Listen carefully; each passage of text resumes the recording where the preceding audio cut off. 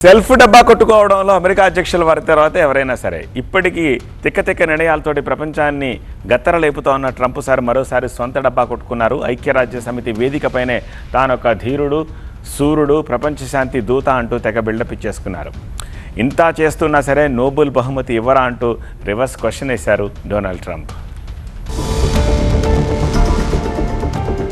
యుద్ధాలెన్నో ఆపానంటారు, అందరి సంగతి తెలుస్తానంటారు, ప్రపంచంలో ఎవ్వరూ చేయలేనివెన్నో చేశానంటూ తనకు తానే వీరతాడు వేసుకుంటారు. తన వ్యవహార శైలితో సెటైర్లకి సెంటర్ పాయింట్ అవుతున్న ట్రంప్ ఐక్యరాజ్య సమితి వేదికగా పిచ్చి ప్రేలాపనలు చేసి మరోసారి హాట్ టాపిక్ గా మారారు.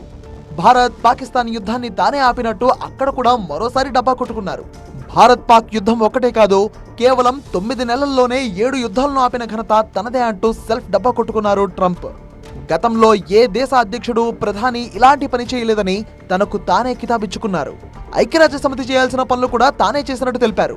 యుద్ధాలను ఆపడంలో ఐక్యరాజ్య సమితి ఘోరంగా విఫలమైందన్నారు. తన ఉనికిని కోల్పోయిందన్నారు ట్రంప్. అంతేకాకుండా ఉక్రెయిన్ యుద్ధం కొనసాగడానికి భారత్, చైనానే కారణమని పనిలో పనిగా నిందలు వేశారు. రష్యాకు ఈ 2 దేశాలు పూర్తిగా సహకరిస్తున్నాయన్నారు. రష్యా నుంచి ముడి చమురును కొనడాన్ని యూరోపియన్ దేశాలు ఆపేయాలని వార్నింగ్ ఇచ్చారు ట్రంప్. రష్యాకు యూరోప్ దేశాలు కూడా సహకరిస్తున్నాయన్నారు. భారత్, చైనాలపై భారీ సుంకాలు విధించినప్పటికీ తీరు మారలేదని తీవ్ర విమర్శలు చేశారాయన. ప్రజల ప్రాణాలను కాపాడడమే తాను నిజమైన నోబెల్ బహుమతిగా భావిస్తున్నట్టు ట్రంప్ ప్రకటించారు. ఎన్నో దేశాలతో తాను శాంతి చర్చలు జరుపుతుంటే ఐక్యరాజ్య సమితి నుంచి ఒక్క ఫోన్ కూడా రాలేదన్నారు. ఇలాంటి పరిస్థితి ఎందుకు వచ్చిందో ఐక్యరాజ్య సమితి ఆలోచించుకోవాలన్నారు.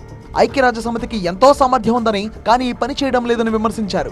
ఐక్యరాజ్య సమితిలో ఉన్న ఎస్కలేటర్ కూడా పనిచేయడం లేదన్నారు ట్రంప్. చర్చలు సులభం కాదని, కానీ సమస్యపై దృష్టి పెడితే పరిష్కారం లభిస్తుందన్నారు. ఇంతా చేస్తుంటే తనకు నోబెల్ బహుమతి ఇవ్వరా అని అడుగుతున్నారు ట్రంప్. మొత్తంగా నోబెల్ బహుమతి కావాలనడం, భారత్ ను మరోసారి ట్రంప్ ఇలా టార్గెట్ చేయడం చర్చనీయాంశమైంది. మొదట సుంకాల బాంబు పేల్చిన ట్రంప్ తర్వాత H-1B వీసాల ఫీజును పెంచి భారతీయులను తీవ్ర ఇబ్బందులకు గురి చేసే ప్రయత్నం చేశారు. ఫైనల్ గా అంతా అమెరికా పౌరుల కోసమే చేస్తున్నా అని తన తీరును సమర్థించుకోవడంపై ఆగ్రహావేశాలు వ్యక్తమవుతున్నాయి.